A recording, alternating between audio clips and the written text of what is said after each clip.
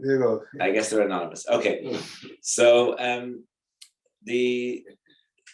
it's written Talmidei Chachamim Mabim Sholom Beilam, Atayla Nitna Lasu Sholom Beilam, and unfortunately, there are times when people don't always agree, and sometimes they become very bitter, Chas v'Sholom, and it's Hebech of Ahavas Yisrael, and the idea of Mishpat Sholom is to figure a way to resolve things peaceably through Ahavas Yisrael. Rabbi Michal Chazan has a few stories of the time when he was involved in the past with this, which was a big issue a big Indian that the Badakol worked on in the past. And now, under the auspices of the Badakol and with the supervision and assistance of the Chavei based in, we are attempting to reinstate this issue, to have a panel of people who are ready to resolve disputes that happen, either through, and Michal mentioned that sometimes this could be through mediation and sometimes it could be arbitration. In other words, sometimes you're just coming as an advisor to sit down to hear both sides and to make recommendations. And sometimes it could be some panels might prefer that they want people to be Makabel Kinyan to accept that they're going to actually abide by the arbitration, which would actually give it also, will hopefully give it legal status as the arbitration will have actually a legal status as a binding arbitration. So this is the idea. Beauty has worked on the list for a while, and to try and get people from across the spectrum of Balabatim and people, established people in the community that should work on this. And we gathered here to get some guidance from the Rabbanim and to launch it officially, and to get guidance from the Rabbanim on the approaches that should be taken. I just want to mention one more. Suggest that the Michal is here, and he was involved with this, we call Mishpat Sholom in the early years. I think he should give us overview how it took place and how come it dissolved.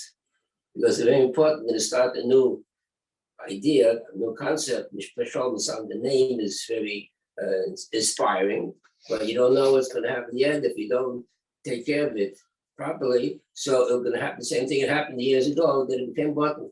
So I would suggest that Michal, when he was connected with in the previous years, that he should give an overview what came about it, how long did it function, and how come it dissolved.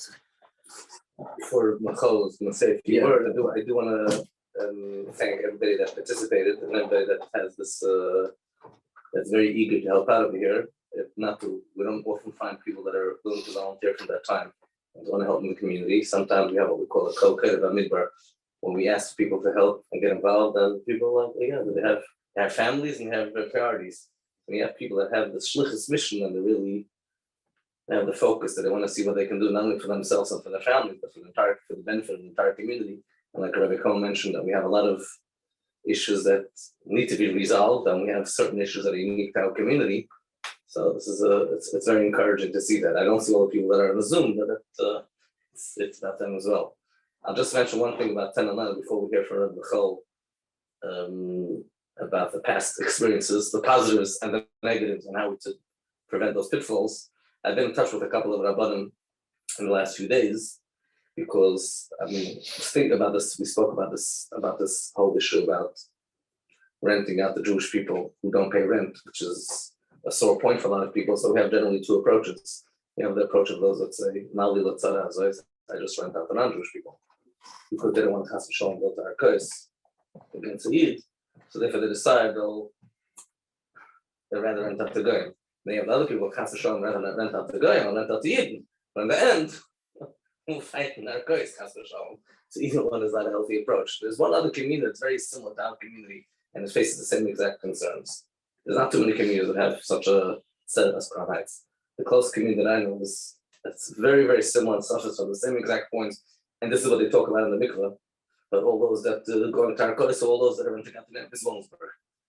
Exactly the same thing. So I've actually got a hold of a Rav in Williamsburg that I want to hear, how they deal with it, not from an entire point of view, from a Kehillish point of view. concept of kill over there is much stronger. Do we know how they deal with it? That's what I want to know. I couldn't get through to the guys. So, He said, I've been in touch with a couple of people. I want to speak to the people that are running that are from the Kehillah point rather than from the Mishpat point of view. Just because the Rebbe told us many times that we should go to Williamsburg and learn how to run a Kehillah. So we've heard that from the Rebbe. This is something definitely which we share a lot in common. So we'll explore that anyhow. The Rav just mentioned Williamsburg. It's very interesting that Satmar Rebbe once said, he said, you're not obligated to give your tenant shalach manas because it says matanas l'avyeinu mishal re'eh. So it's a very, all these things are very tough. because a little louder so you can hear you. Okay. There was one time a young man who was in Collive, and Chadikov came over to him and said that he wants a few in the light to get shimush by the Rabbanim. So one of these Rabbanim, he made it settled before they would go to a din Torah.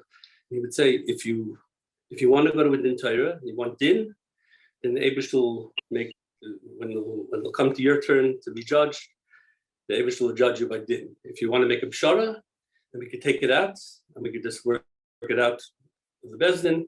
And that's what a lot of people did because they didn't want to go for din. So a number of years ago, it had to be probably around 30 years ago, they started an organization called Mishpat Sholom. They had Legal Swerdlov and some other younger people that were in the light at the time. And they brought in a whole bunch of people to try to take away some of the jobs from their bottom to help out the community, to try to make shalom. They try to get people who were involved in real estate to be involved in real estate. They try to like mix it up and have some professionals to try to help out. And then after a while, we started losing people. And Losing volunteers, you mean? we were losing volunteers. Why? People were busy. Burnout. And burnout. Listen, you need new people. And I'm Baruch Hashem, I look at the God over here, and I'm so happy. I'm really, really happy. I see young light over here. And it's so nice to see. You know, because we need young light. That's the only way the community will run, if young guys get involved. So Baruch Hashem here. There was a time when there was something called the Crown Heights Mediation Center. It was a project from the city, and the city gave money for it, and they had secretaries. So the one who was running Mishpat Shalom at the time, Simcha Hellinger, he had a little bit easy that they would have like a regular secretary who would take down all the information before it would go to Mishpat Shalom. Then Simcha would get the right people to listen to the Mishpat Shalom. It's just a beautiful thing that if you have a chance to make shalom with somebody. I was telling somebody there was a case that I was a little bit involved in that it was somebody who was having a problem with his contractor, and there was a whole big argument, and both people sat down in my house, in my dining room. And the truth was, I really didn't do anything that much. I watched them talk. I tried to steer the right direction, and Baruch Hashem, when they finished, they made a pshara. They hugged each other, and that's really a beautiful thing to see. And we need shalom. Shalom is very important. And But what happened to it? Why did it fall apart? because we need somebody running it. And the problem is when we kept losing volunteers, and there's no one getting new volunteers, so we have a problem. You need a captain. We need a captain to run the ship. Yes, 100%. You need a captain. Okay. You need a captain. It's a subscription business. You're the captain. They get more and more. So Yeah, you does not have the same people. Eventually, we need to have a bit of a rotation. right, people here on Zoom. If anyone would like, if you heard what was being said, you want to comment at all, you're very welcome. This is an opportunity. So Might have a minute.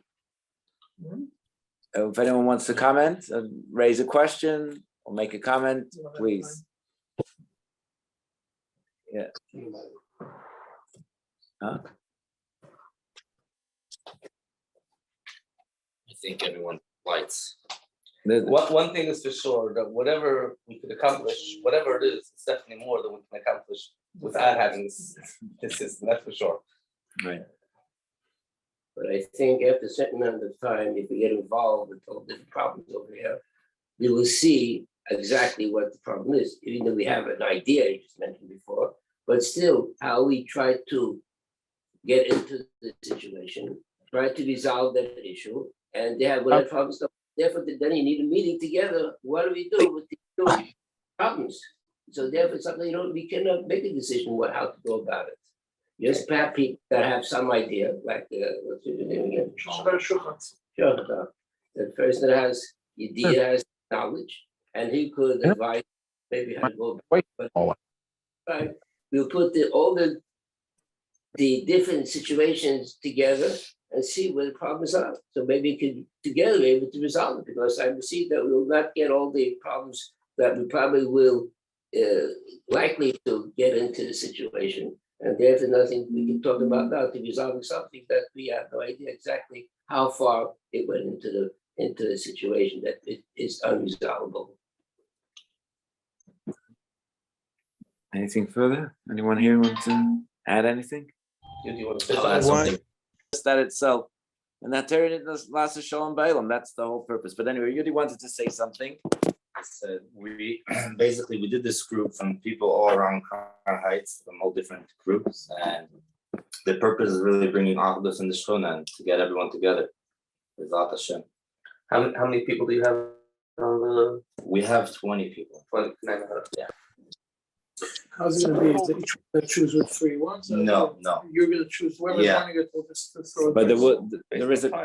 there is also conflict of interest provision, so that not anyone who has any kind of prior relationship with somebody is possible to sit on that din. Not just Or maybe one of the people have houses, no problems with the mortgage, and those invite to say, if he's in it's all right. Yeah. Well, you have to have one landlord and one tenant. The landlord tenant. Yeah. Is So this focused only on landlord tenants? no. No. Any. But that is a big issue. We have a lot I of mean, big. I don't know who made the comment on the Zoom, but it's a general thing that people don't realize, that when two people have a sichsuch, if they work out the sichsuch between themselves in a way that both parties are satisfied, then al pi halacha, that's fine. That's the best thing. A lot of people don't realize. They say, yeah, but what's the halachas? Why don't you guys sit together and work something out? But we're going to go against the Torah then. Whenever you work, a lot of people don't realize that, and that's one of the advantages. That you go to a third party, he doesn't have to know.